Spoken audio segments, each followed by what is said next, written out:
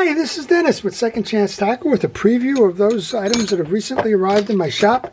And boy, this week looks like we're keeping the delivery services busy.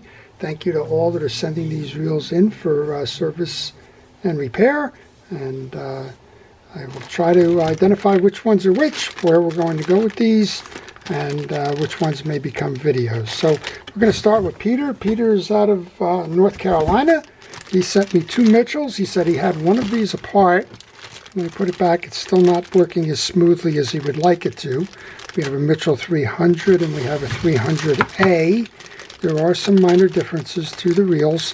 The 300A is the later reel, and I've become somewhat of a Mitchell expert almost by default for some reason. It just seems that Mitchells just keep finding their way into my shop. Pieces, parts, a yard sale. It was loaded with the Mitchells and all kinds of things, but whatever. I'm too happy to keep those reels fishing again. So I've done several of the Mitchell 300s and probably will not do those as a video, but if for some reason you're interested in it, please let me know. I'll direct you to the ones that I have done. And if you have a Mitchell issue, then we'll see what we can do there. Next one comes up. I'm going to try and figure out what this one is. This one comes from Rick. He's in Massachusetts. He's got an Orvis reel that he's having a problem with. And I'm just not quite sure. Something about the bail spring or something. We've got a, whatever it is, it's an Orvis 100. I think I've done this reel. I'm not sure, but I'll be happy. It's a reel in a box project here. We have a couple of pieces. This is the bail spring. Okay, so we have an issue with the bail spring, and we'll see if we can't load that up for him. All right, I get all kinds. I get the vintage reels like this Orvis. I get the reels that are well, new and just somehow have failed at sea, and I've got a wide variety of those that we do videos on. I think we'll do that Orvis. I have another Orvis that I was planning to do just personally. I picked it up at a garage sale, and well, let's use one of the two of those for that.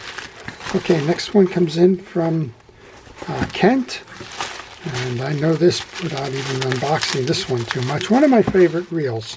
This is the Penn Squitter. This one is the 140.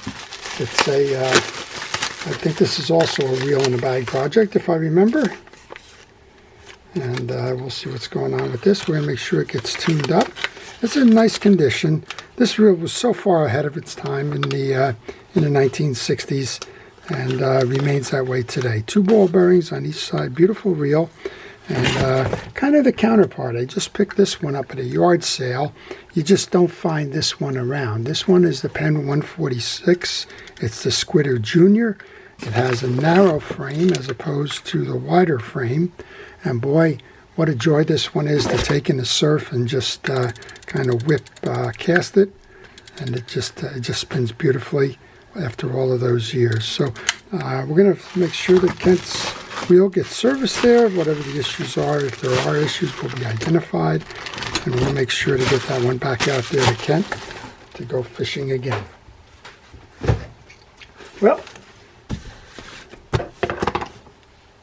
we have a box here from South Carolina. I believe this is Jim. And I think Jim had sent me in a reel previously. Let's see what we got here. He did mention he was going to send a follow-on set of reels, so this is probably it. No, this is John. Okay, so John in South Carolina. And let's see what we have here. Well, it's Mitchell Monday, if you will. It's Mitchell 300. This feels like a bigger Mitchell. Nope, this is a Penn. This is the 650. I think this is the 650 SS Penn. These are old Warriors. Seems to be working okay. Very dirty. You can see the accumulation of the dirt and debris along the cap here, which means all of the oils and greases have leaked out of that. That's all right. Part of the art of reel repair is just going in and cleaning up, identifying those parts and pieces that are worn, and making sure that you replace those. Okay, Paul is from Illinois is sent in a reel.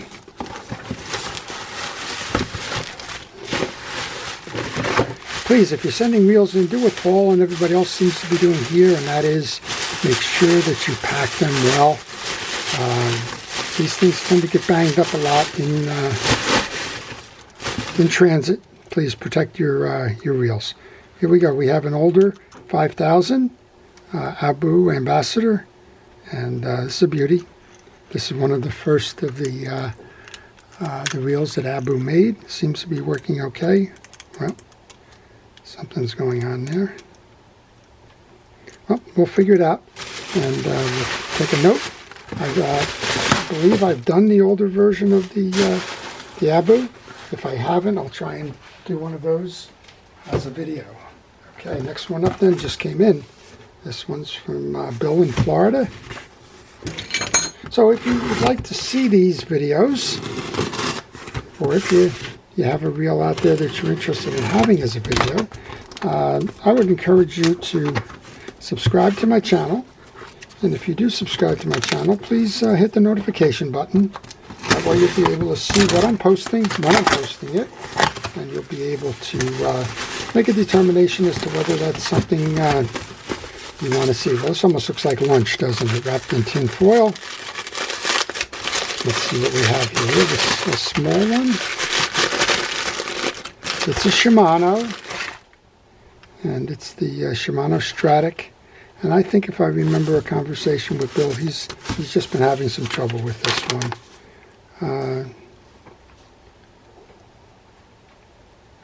He's got a mislining spool. You can tell it's bunching up top more so than the bottom. That usually means we have a spool washer that needs to be removed on this in addition to the reel service. We'll make sure that we get that done for Bill, and that line is lining properly. Okay, got a couple of big boxes here now, I guess. We have Vitamar from California.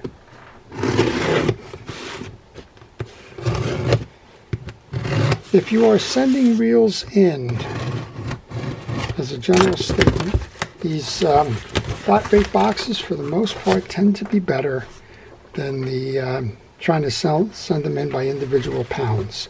And we got a big t-shirt here, and we have a reel that looks to be the Penn Senator, and it looks to be the Penn Senator Reel in a Bag project of the week. So stay tuned.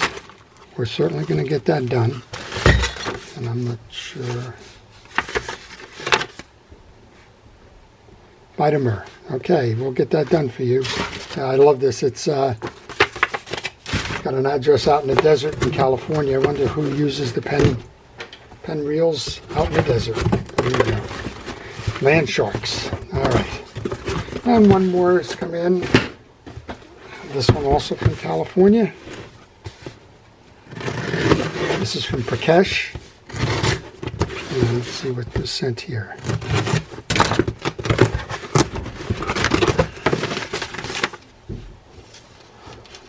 Okay, so this is a couple of old reels. So people say, why am I always doing the old reels? Well, I'm doing the old reels because that's what people are sending in. Well, this 300 is a beauty, nice and clean.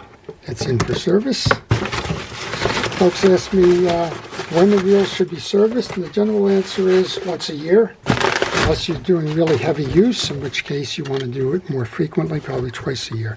This is an older one. This is a Penn 4.0 Senator. It's the 113.